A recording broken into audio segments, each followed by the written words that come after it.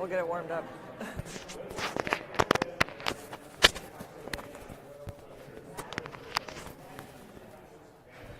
Getting close here. All right, hi Breitbart audience. Alex Marlow here, editor-in-chief. I'm in the Indian Treaty Room, the Eisenhower Executive Office building just off the White House. We're going to be talking to Small Business Administrator Kelly Loeffler in a moment. Marty McCary from the FDA will be here. Doug Burgum from Interior. So we got some good stuff coming up for you in the next hour and a half or so. So keep it here live because this is real. This is raw. Small Business Administrator Kelly Loeffler. You're becoming a friend, which is not. We got to cover your stuff neutrally, though. So but you've been so good to us, communicating with us.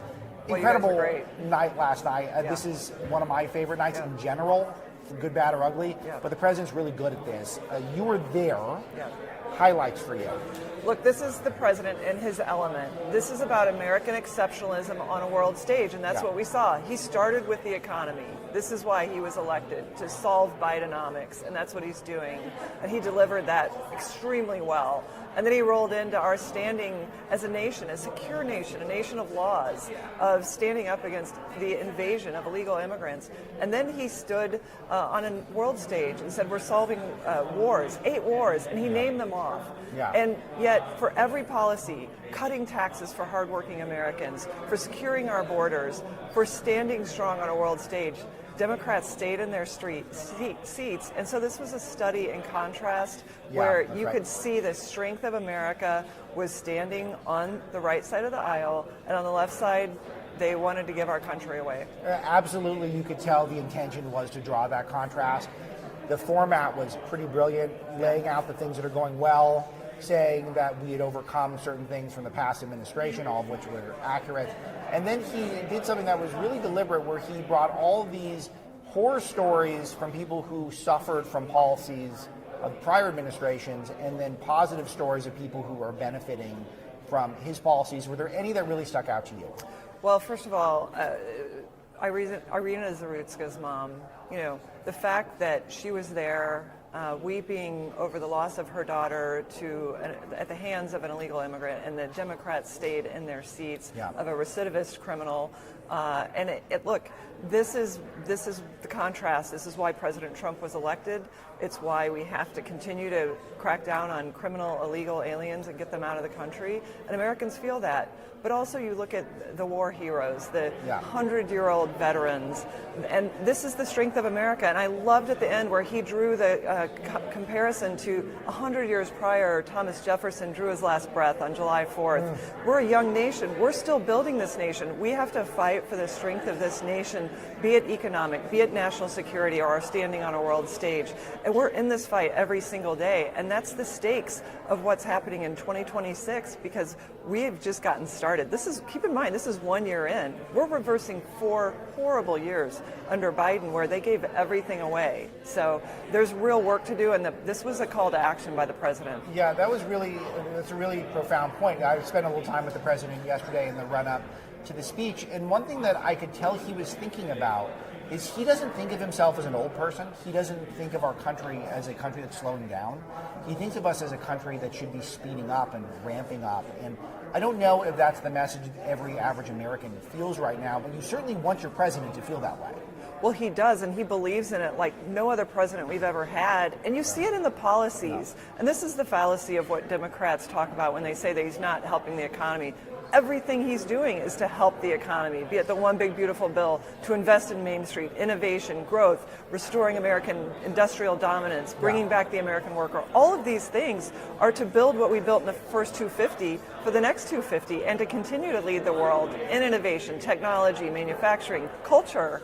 And that's what's exciting about this moment, is we're all part of this moment that is pivotal in the entire world's history, because, again, the world comes to America when there's challenges, and we have to be ready to solve them.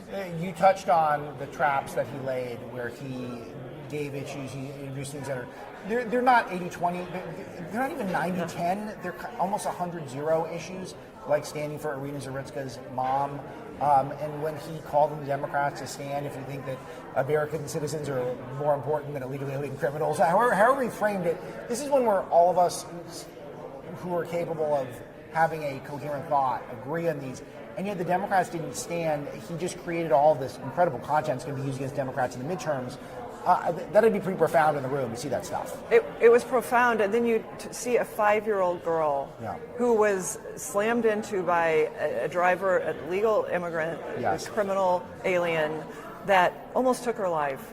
And to the fact that they could not stand and honor that little girl and the family and all they've been through is stark, and it's shocking, and this is what Democrats stand for now. And like you say, these are like 100-0 issues, but because the leadership in their party has become so radical because of this Democrat socialist regime, they have to bow to illegal immigrants, breaking the law, criminal recidivists, tax increases, just to grow big government and lawlessness. So your portfolio, small business. What in this speech do you think touches on the things that you're working on day to day?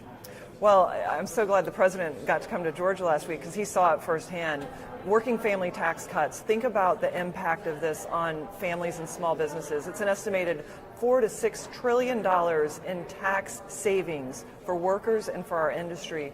Had that bill not passed, all the tax refunds that Americans are going to be getting in the next couple of months, 1,000 or more, Democrats voted against that because they want to keep the money in the government for big government growth, for fraud, and to drive the rampant inflation that they drove over the last 4 years. But instead, what I see on Main Street now is these job creators doubling the size of their manufacturing. Most manufacturers in America meet this small business definition. So these are the machining shops, the ones that are building our defense industrial complex. What is it, by the way? That's really important. What is the definition of what means a small business? So generally it's 500 employees or less, and then there's some net worth standards. But for manufacturing, you can have up to 1,500 employees in some cases and still meet that small business definition. And so I've visited hundreds of factories, and they're building our defense, our aerospace, our food manufacturing, our pharmaceutical. These are small rural communities that have a local manufacturer that provides most of the jobs in the tax base. This is what President Trump is rebuilding, because over the last 30, 40 years, it was hollowed out. We lost 70,000 factories, 5 to 10 million manufacturing jobs, good paying jobs with good benefits. And we hollowed out our heartland. And so President Trump's rebuilding that. And he is so proud to stand with the American worker. It was such a mature speech for him, because one of the things I know he's most proud of is his foreign policy, national security achievements. And I'm sure a lot of us occupying his attention right now is that stuff as well, with the successful attack on El Mencho in Mexico, and we have this huge military buildup in Iran. China looms over everything. But that was not the focus. He really did spend most of the speech trying to talk about how he's going to make life more affordable for Americans. If he succeeds, that could be the difference between the midterm win and not. That's right. I mean, look, this is about restoring the economy to where it was during his first term. And he did such a great job with the big tax cuts bill. We reached record employment then. We are back to record employment today. And it's not on the back of government employment. I mean, at the SBA, we've cut our agency employment by 54%. Incredible. We've cut billions of dollars out of spending. This is going on across the entire federal government. That means the private sector, free enterprise that built this nation that he talked about, the soaring nation that we built, all on free enterprise and capitalism. That's what we're getting back to, not big government socialism. Right. So what do you think are the main takeaways from the speech for people who might benefit from the policies you're working on? Yeah, well, first of all, the economy. This economy is now under control instead of out of control spending. We've already seen deficit reduction, debt reductions. Export records. We are now exporting at record levels. $300 billion last year in 1 month, broke an all-time record. We're making things and shipping them around the world. We're making sure that people have affordability back in their lives by cutting core inflation. Look, the last 3 months, 1.7% core inflation. That's the lowest level in 10 years. That's after Biden's rampant 21% total cumulative inflation crushed families. It's going to take time to get back from that. The president knows that, but this is an all-of-government approach. So prices will be coming down, and he's working on home ownership. Yeah. Look, he's making affordability in home ownership to make the homes available to buyers, not to Wall Street. Let's talk about that, because he introduced something that was pretty new, which he really wants to crack down on corporations buying up single-family homes, which I think, I'm a capitalist, but I'm a populist too, and the populist side of me wins out in that one. I like it. Absolutely. Look, big companies have access to capital markets that individual home buyers don't have. Yes. So their cost of capital is much lower. So we have to preserve home buying opportunities for young people and families that are just starting out. And that look, this is, again, getting the Biden policies under control. So that's just one example. And then look at drug prices. I mean, President Trump immediately took ownership of that. We're lowering the cost of prescription drugs through Trump RX.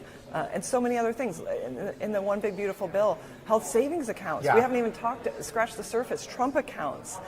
Putting money back in the hands of people instead of the government or health insurers. He also talked about he wants to do more tax cuts. He was sort of unspecific about what that will look like. But I think this is, at a minimum, smart framing, because when there's affordability issues, to get Democrats to say, we don't want to give you more of your money back, I think that's another good trap he set. But do you have any detail on that? Because I tried to press him on that a little bit. I didn't really get very far. I don't, but look, the president believes that it's best for Americans to be in control of their wallet and not the government. And we see what happens when the government has too much money. The rampant waste, fraud, and abuse. I mean, look at what we found at the SBA in California. $9 billion of fraud that the Biden administration tried to sweep under the rug and forgive, and we're prosecuting it. Minnesota, $430 million. So this is what's happening in every agency. We're going back and saying we're eliminating fraud and abuse in the government. So the fire stuff didn't really come up. If it did, I did miss it. You're working really hard in Los Angeles to try to help LA get back at its feet. I think the stakes are also very high there. I think it's a huge opportunity to dunk on the incompetent leadership that I have to endure day to day as a resident. But what do you think is, what's the focus there?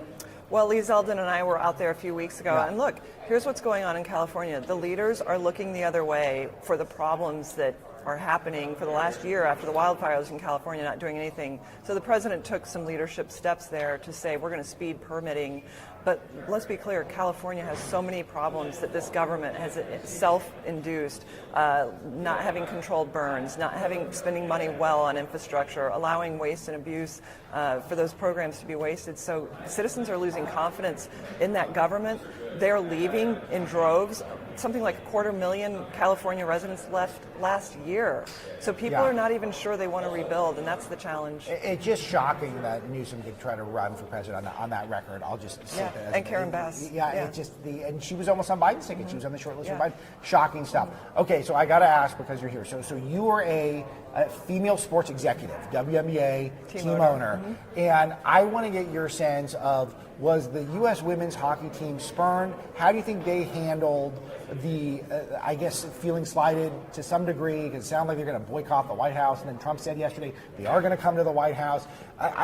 I didn't follow it that closely, but what do you think is really going on here? Well, first of all, go Team USA. Yeah. To have the men's and women's, that was huge. Both gold medal winners. That's amazing. Unbelievable. Yeah. I was at the gold medal match for the men. How are we making this stressful for ourselves? It's amazing. We're really trying to stress ourselves out over nothing. Well, I think that was a media lie there, a liberal media lie. So, look, the women, they said they have to get back to school and obligations around their professional. They want to come to the White House, but look, the men's team came straight there. The timing worked out perfect, and now they've got to get back to their games. The women are coming. I don't think there's any controversy there. The president invited them straight away. So this is a great opportunity for the women to promote their league, and I think hopefully they will take the president up on it at their earliest convenience. I think they should. I think it's one of the 360 wins there. I think it's a really bad look huge to be there if they don't. Okay, so the other thing that came up a lot was the trans stuff in women's sports, which is another one where how is it better for women if men win all their sports? Like, it just seems like another one. How are we even debating this in this country? Completely insane. Well, I think there's a void of leadership in women's sports right now, where the professional women's sports teams aren't standing up for girls and saying we do not need boys on the court or in the locker room. And so there's a void there, but President Trump drew the line. He said we are not going to have boys in girls' locker rooms or on their sports teams. And they had an example last night, a tragic example, but one of recovery where a young person, she'd been forced into transitioning by her school. This is what's happening in schools. This is why strong leadership, unapologetic leadership in Washington by Republicans is so critical, because the sports leagues aren't standing up for it, so we have to take action. Kelly Loeffler, Small Business Administrator. Anything else you want to make sure that gets out there today? Well, look, this is a great time in America. The best is yet to come, but things are getting better. We know what needs to be done to restore this nation from Bidenomics, and we're getting there. And I couldn't be more proud to be part of President Trump's cabinet, and we're going to continue to work every day for the American people. Well, thanks as always for stopping by. Let's keep this a regular thing. We'll be right back with some more great guests. That was so nice. Thank you. you. Thank you.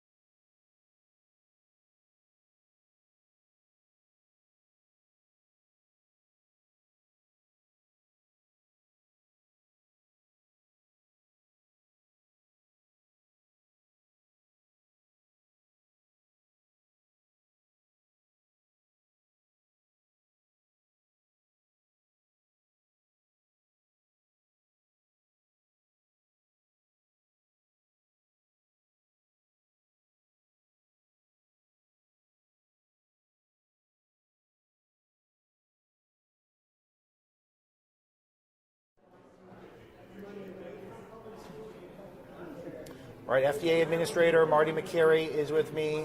Administrator, I've been really wanting to talk to you for a long time.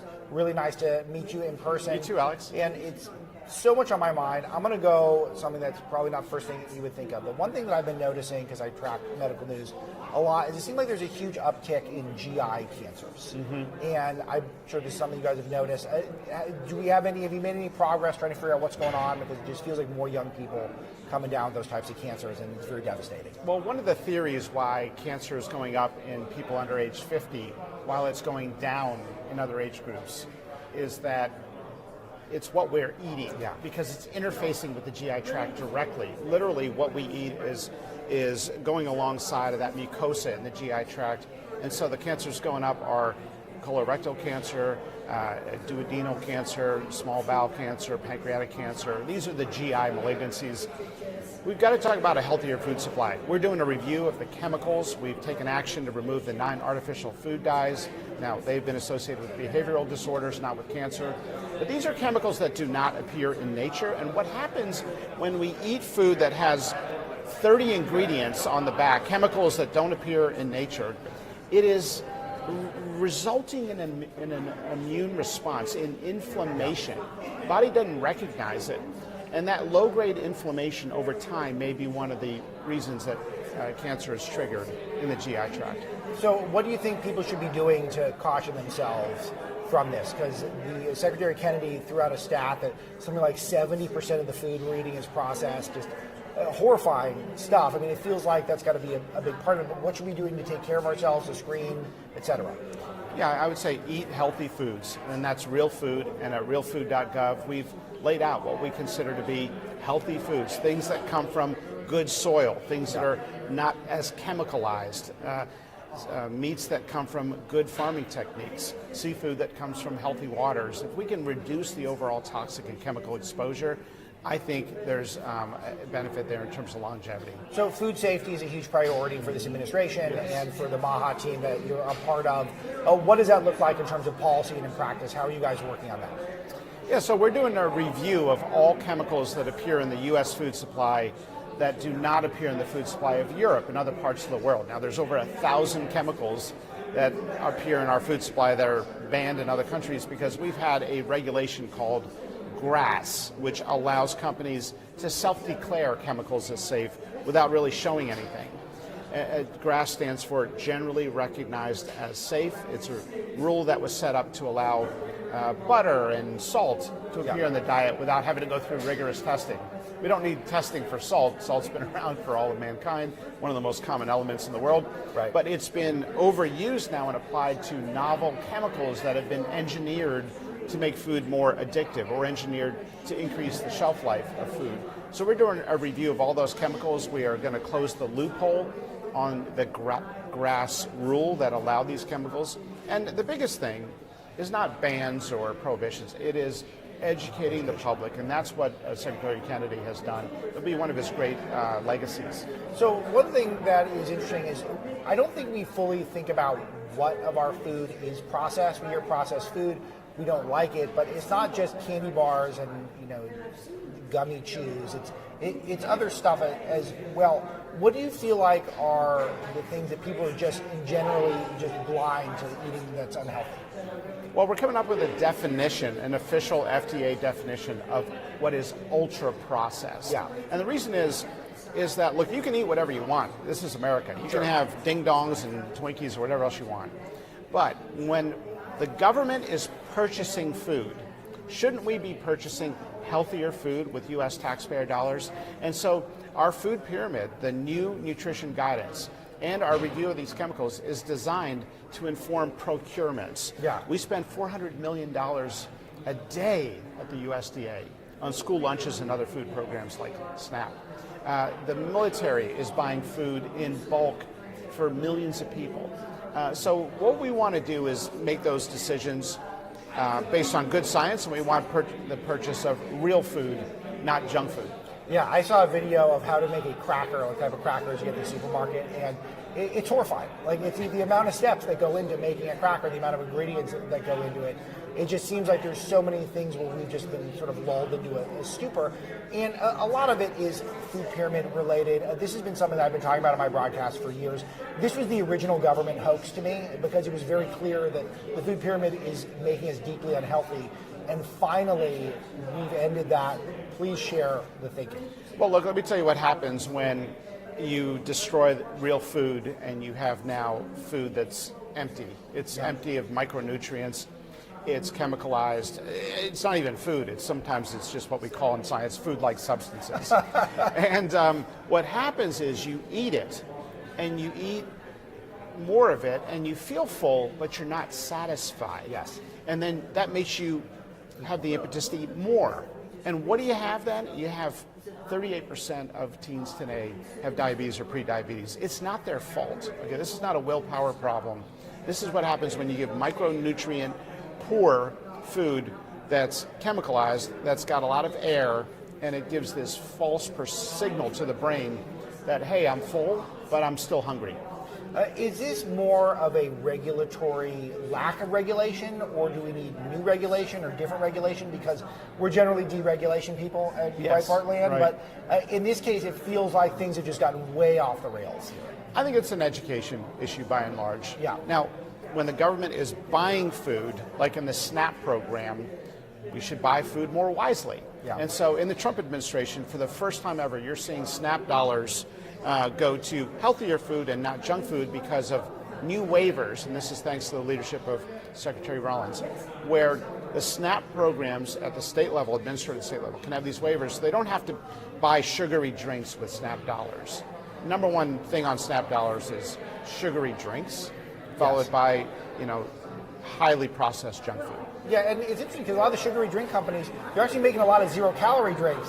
It sounds like an infinite improvement for people, but people just get hooked on the liquid calories, which just seems like it never works out for anyone. Well, we want people to buy real food, and if you buy real food, turns out it is more affordable. Yeah. So if you eat out for breakfast, let's say you go to fast food for breakfast, it's going to be roughly $5, $6, $7. Yeah. You make 2 eggs, a little piece of bacon, and a piece of toast, $2.60. Yes. About half the price. Sure. So this is a big theme, is that real food is healthier, it's going to lower healthcare utilization down the road, and it's more affordable in the short term. And when we think about drugs at the FDA, Right. we are actually prioritizing drugs that lower downstream healthcare utilization, because we have got to change the focus of our healthcare system. So if a drug reduces the number of dialysis sessions you need, if it avoids the need for surgery, if it means you're less likely to come to the emergency room in heart failure, or in the case of one of the powerful cancer drugs we're evaluating, eliminates the cancer, literally makes it disappear. This is not a chemo, this is a drug, this is a medication. The tumor disappears. This is with some GI tumors that have a certain mutation. It's about 5 to 10% of GI tumors are candidates for this drug. And you don't need surgery, chemo, or radiation. Now, your wife is in this space. I'm sure she's familiar with it. PD-1 inhibitors, exciting new class. Why are we not rallying around this incredible therapy? If you're at the bedside, you want this to get to your patients. So I've got an answer for you, and I think it's the coronavirus. I think people lost any trust in the government to navigate medical crises. And this has been a big shame, because I've come from a Western medicine background. I'm married to someone who practices Western medicine, and I speak to an audience who's increasingly skeptical of anything that comes from their doctor. It's causing a lot of tension in the clinics for doctors, and I feel like that there's a long way back. I honestly think that Secretary Kennedy is a great spokesman for this, because contrary to I think what people think of him, I think he really is a scientific method guy who wants to look at the evidence. But there has been this erosion of trust with the medical community. What's the path back for that? Well, first of all, I couldn't agree with you more about Secretary Kennedy. Secretary Kennedy is again making it okay to ask questions, and that's what he's doing a lot of times. Now, we as a medical profession, with all of our might and scientific rigor, need to provide good answers for those questions. But the questions he's asking, many Americans are asking. And I couldn't agree with you more that the erosion of trust in the medical profession in the Biden administration. And this is not a political kind of calling out of the Biden administration. This is data published in the Journal of the American Medical Association. Sure. Trust in doctors and hospitals was at 71% in 2019. The year before we came into office in 2024, it was 40%. Wow. That's a 31-point drop in trust in a profession I'm incredibly proud of. Yes. And so we've got to rebuild that public trust. So we're doing everything we can to move to an age-stratified approach with vaccines, use common sense, get more drugs approved, talk about food and root causes. And that's how we're going to rebuild public trust, not by censoring Americans. So one of the big moments of last night, I think one of the big moments of the president's first year, most favored nation drug pricing. Yeah. This is revolutionary. And again, it gets a 1/1000th of the coverage of an activist getting shot in Minnesota. But this could be revolutionary for people. Can you describe something to us? Well, first of all, 95% of Americans love this reform that President Trump got done, and that is saying that we're the largest purchasers of drugs in the world. We deserve the best price in the developed world. We don't want a price lower than Zimbabwe. Right. We want the best price in the developed world. Why are you going to London and buying a drug for 1/10 the price? That's a real example. That's with a GLP-1. Well, now we have the lowest price in the developed world on so many drugs. Yes. They're at Trump RX, and Medicare and Medicaid now will have access to those low prices for many drugs. A few quick ones. You've been really generous with your time. Microplastics. How concerned are we? Yeah, they're going up, and no one really knows the consequences of its estrogen binding properties, of its inflammatory characteristics. Things are happening in our society that we don't have an explanation for as we watch microplastics levels in humans go up to so high to the point now where it's like half of 1% of brain weight at somebody at the time of their death. So we're concerned. We want more education on this, and that's why you'll often see me with a mug or a steel bottle. Yeah, so what should we be doing in our personal lives to try to cut out the exposure to plastics, hot plastic? What is it?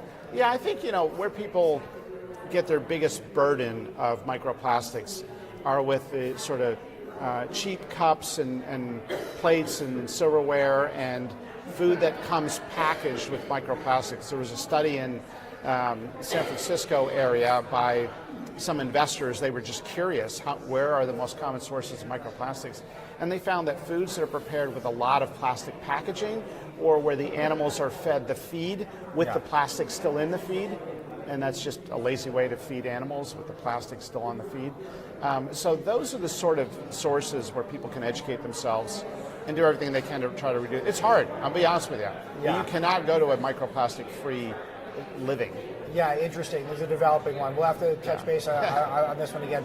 Last one, just one that's personal to me, because I wrote a book on Joe Biden, and he had a huge crisis with baby formula. FDA did not regulate that very well.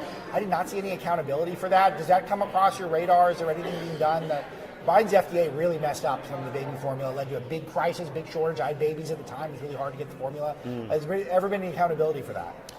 It was a real tragedy, and the root problem was that there was no innovation in the baby formula space, so you had really just dominant companies that were controlling this marketplace.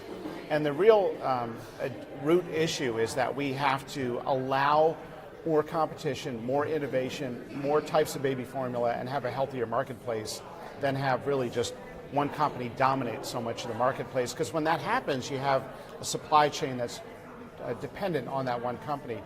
Why is it you can't buy baby formula in the United States without added sugar? Yeah. Or you can't find baby formula in the United States that doesn't include seed oils? Parents want baby formula without added sugar, without seed oils. So we are changing the monographs on baby formula to allow for more as part of Operation Historic Speed. We're going to get it done, and you're going to see more options. We're already pretty close. I'm happy to hear it. FDA Administrator Marty Makary, nice to meet you in person. And You too, really Alex. appreciate what you're doing. Thank Good you. to be with you. Thanks.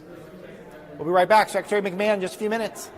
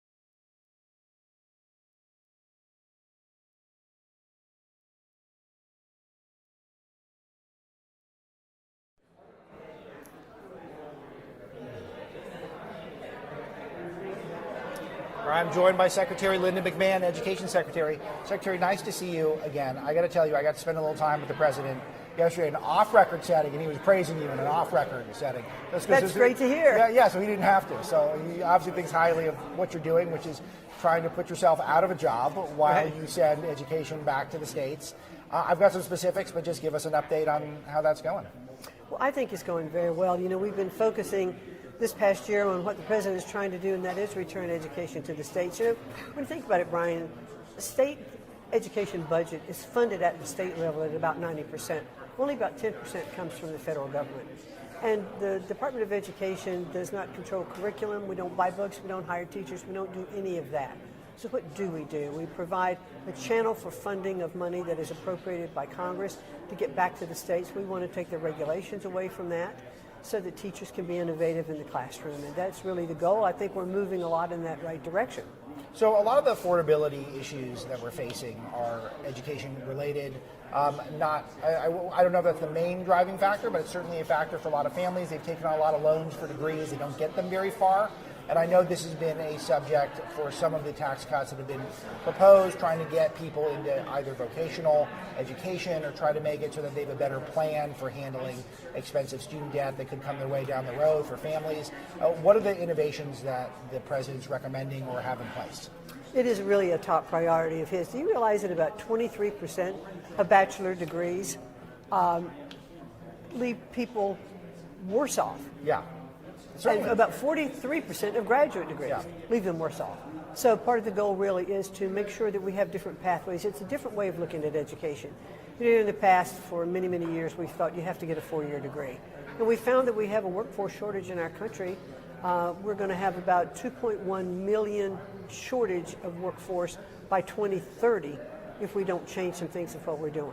And so the president has been working with, we got short-term Pell Grants passed, because that's going to be very important so that people have access. They don't have to spend 2 years, 4 years so they can get a certificate or to be able to go into the workforce. So break down that specifically, because I know some people in the audience will benefit from that directly. Well, Workforce Pell was part of the One Big Beautiful Bill that was passed. So now you can go to a trade school or community college, and there's shorter terms, 6 weeks, 8 weeks, other times shorter the time you have to be in the classroom. And these community colleges are also, or trade schools are working with high schools so that students actually in high school now can be accessing some of these programs. They can graduate with a dual credential, their diploma from high school, but also their certificate from the community college, which they've gotten at no charge because of that relationship. So students going directly more into the workforce, or they have the ability to go into the community college, spend less time, and get out into the workforce quicker. So it's a win-win. This seems like such an essential thing for families. I was just thinking about, I have a personal friend who got a women's and gender study degree, and it costs exactly the same as a STEM degree. And there's no money in it, and she took on a mountain of debt, and it's going to take decades to pay down. So it's a big hoax perpetrated by the university. So how do we get out of that mindset? Culture? Well, it is a mindset, but I think we are slowly, evolving out of that culture, because we're seeing, the fastest growing group of millionaires in the country are our tradespeople. Yeah. Our carpenters, our HVAC people, all of those. So it is, we can't look at it anymore like it was a default position for education. Hey, my kid wasn't smart enough to go to college, so they'll become a tradesperson. No. These are excellent, excellent jobs. Yeah. A lot of them involve AI technology. A lot of them involve very sophisticated, manufacturing skills. And so these are things that we can really train people for. And they're going to make really good money, have a very good living, start their own businesses, do all of that, and help shore up the workforce shortage we see in the country. How do we touch base with where we're at in terms of keeping people prepared in terms of basic education? It feels like the president cites how he's disappointed in some of our standardized testing scores, and this is just real deep down institutional problems. Yeah. A lot of it comes from the unions, I think, going easy on teachers, but it's a really complex problem. What are the first steps that you're taking to try to address this? Well, what we're seeing, these innovations are being taken at the state level. I'm really proud to say that, because that's where innovation happens. The state of Mississippi, at the Mississippi Miracle, they got back to the science of reading, gone back to teaching phonics, etc. Louisiana adopted the same program. Florida, Iowa, Tennessee, Texas. Yeah. And so these innovations are happening at the state level. We're seeing these scores come up. Louisiana went from next to last to about middle of the pack in just about a year and a half. The president wasn't just disappointed, he was angry when he saw those scores, the National Report Card or NAEP scores. He said, this is the greatest country in the world. How can we be failing our students, in educating them? You cannot force education down from the central authority of the federal government. It just doesn't work. It's been tried with the best of intentions, with No Child Left Behind, core curriculum, Race to the Top, and all of them have merit and had good intentions, but they just didn't work.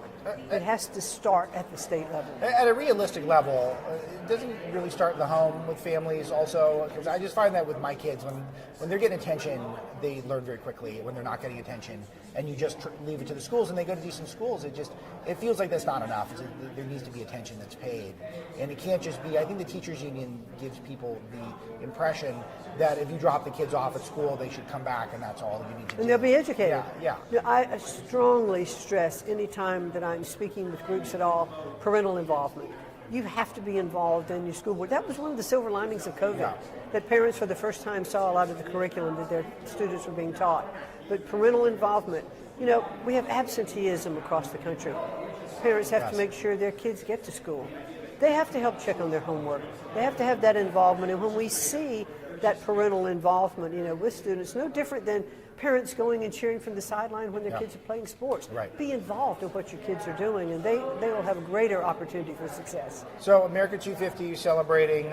Did we come up with a branding for it? I don't know if anyone did, but this is the big moment to reflect on our history, which is really amazing. It's interesting to spend time with the president because he's very interested in our history, and I feel like he likes that part of the office, about how that he always feels like he's learning something new, historical, about the country. I love that approach, that attitude.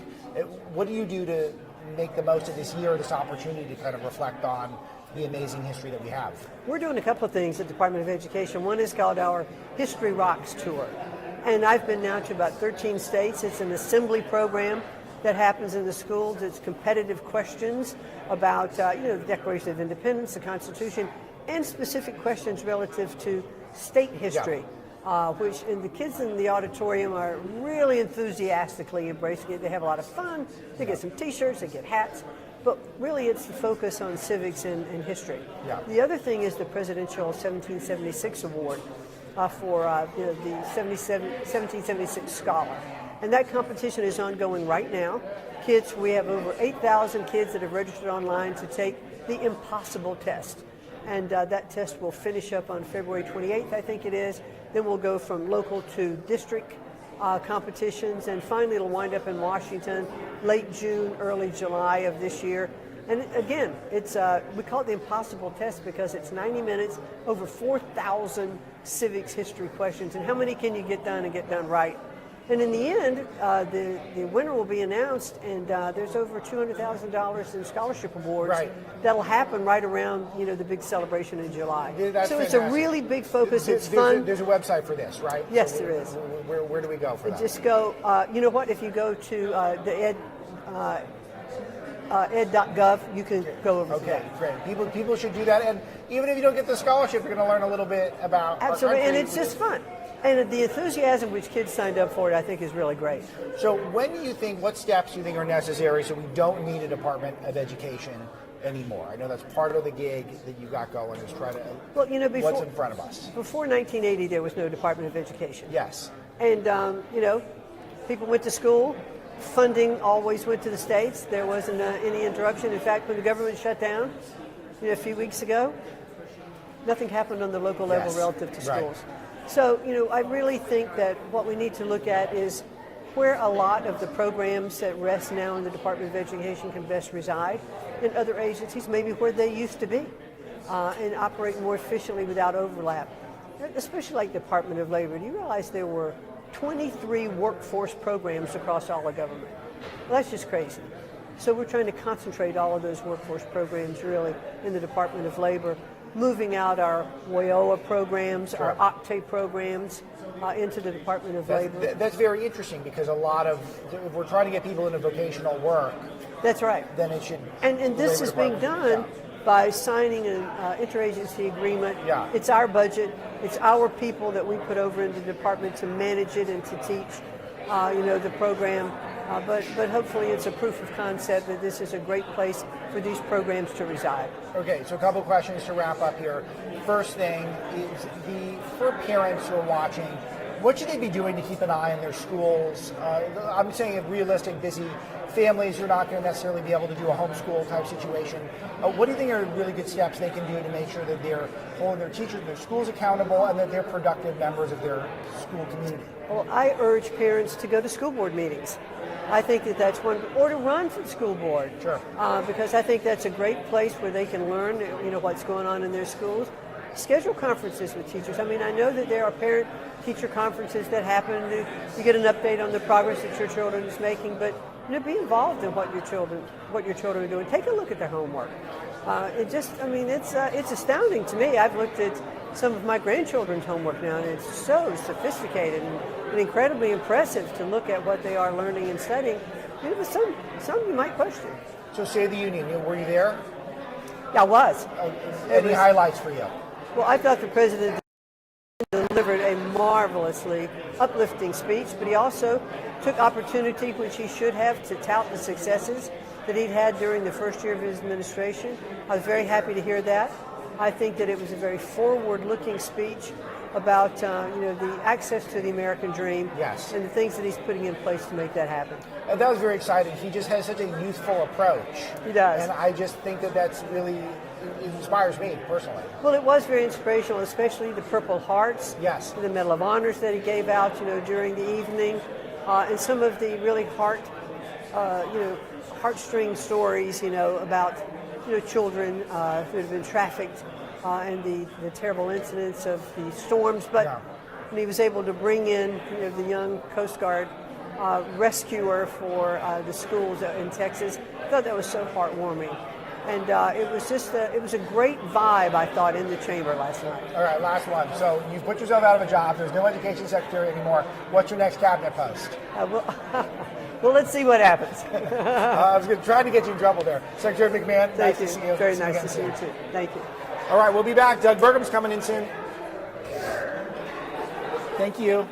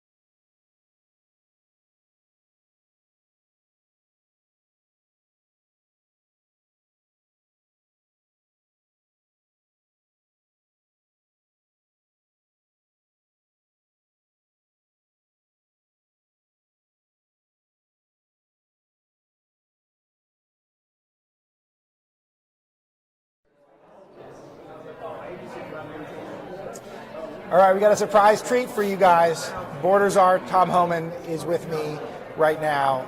And it's so nice to see you. Thank you for stopping by the Breitbart area of the White House. Big day yesterday for this administration. I think the president had a good chance to frame up some of the things that are most important to you, which is really that what's happened with our border and immigration system is a humanitarian crisis.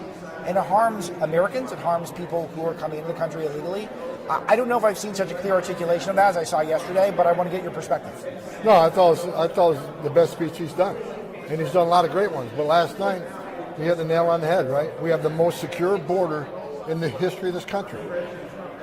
Nothing even close, even better than Trump 45. But the message is we're going to force immigration law. Because we're enforcing immigration law and we prioritize in public safety threats, every illegal alien public safety threat we've taken off the street, and there have been hundreds of thousands of them, makes this country safer again.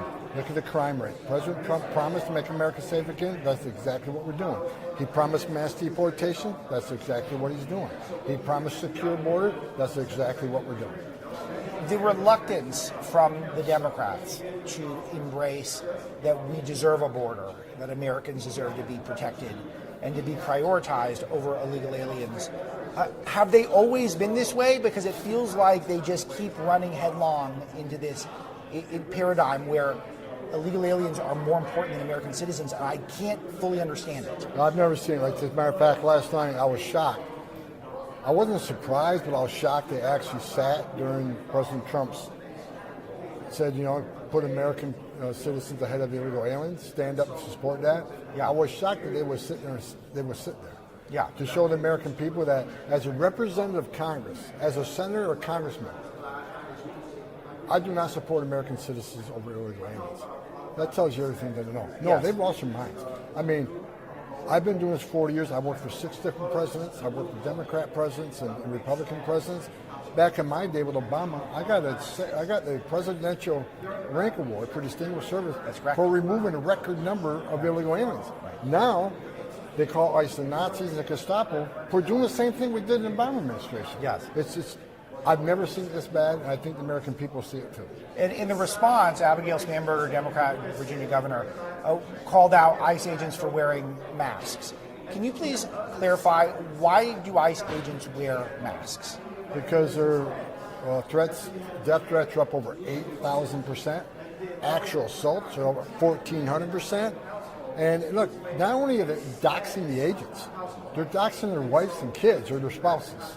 And I know for a fact, I mean, I got death threats against my wife and kids. They said, we're going to kill your wife and kids, so you live the rest of your life knowing that because you did what you did with this administration, you're going to suffer the rest of your life. The director of ICE, they filmed his wife walking to work. They got his kids on social media. They're not just attacking ICE, they're attacking their families. So yeah, they're wearing a mask to protect themselves from this doxing and assault on their families. And Congress wants the mask taken off, then pass legislation that makes it a felony to dox an ICE agent. Protect our agents. And they say, well, other law enforcement don't wear a mask. Tell me another law enforcement agency that has an 8,000% increase in death threats. There isn't any. So yes, ICE is acting differently. I don't like masks either, but the situation in right now, it causes them to protect themselves and their families. It's so important. I want to turn back to the United States in a moment, but I've got to get your thoughts on taking out El Mencho in Mexico. This is one of the baddest terrorists in the world, someone who is intricately involved in the smuggling that takes place, human and drugs, from Mexico in the United States. My first thought is, who do you credit that successful mission with? Is it just the Mexican military personnel, or does President Trump share in a lot of the credit there? President Trump deserves the majority of the credit because, look, I've been doing this for a long time. The Mexican government has failed to take on the cartels for decades, right? They don't. Number one, they never had the willpower. I don't think. They failed for 40 years. So I've been around. I think the President Trump's leadership, our intelligence capabilities, led to that arrest, and we're not done. President Trump designated these cartels terrorist organizations, and he's going to do everything he can to wipe them off the face of the earth. So one thing that I want to connect with what you just mentioned about the ICE agents, how they're going after wives and children. what did the cartel do after El Mencho got taken out? They start terrorizing the tourists. They start terrorizing the people in the neighborhood. That is terrorism. They're trying to make it so that, well, if you come after us, then we're going to torture innocents. That should get people fired up, yet I hadn't seen that framed up that way. No, they're not. They're putting politics over public safety. Look, a big part of the media, they hate President Trump. Yeah. It's politics over common sense. They don't want to see him have a win. Well, guess what? We're winning every day. And I tell you what, the terrorist organization, these drug cartels, harm a U.S. citizen, God help them. Yes. Because the president's going to rain hell down on them, and they'll wish it. Look, I remember back in the early 80s, they tortured and murdered a DEA agent. Yeah. Kiki Cameron. Full force of U.S. intelligence and law enforcement rained down on Mexico, and what happened? They turned over the people who caused that. God help these cartels if they're going to harm Americans. There's threats against Border Patrol doing something on the border. Hope to God it doesn't happen, but it'll be the worst thing they could ever do because all hell's going to break loose on them. My biggest fear is that even though we have a successful mission against El Mencho, that the cartels just can swap him in, interchangeable. Do you think he was a uniquely bad guy and this could be a longer standing win? Or do you feel like the cartel is going to regroup, head of a hydra, cut it off, regrows? Look, they're going to try to regroup. Yeah. And just like, President Trump destroyed ISIS, and after he got out of office, they regrouped, right? So look, he was the most prolific, dangerous cartel leader in the world. Yeah. Took out the kingpin, but it doesn't stop there. Yeah. I know every day in this building you're standing in. Yeah. We got national security specialists, Yes. intelligence specialists looking to identify who the cartels are, where they're operating, where their labs are.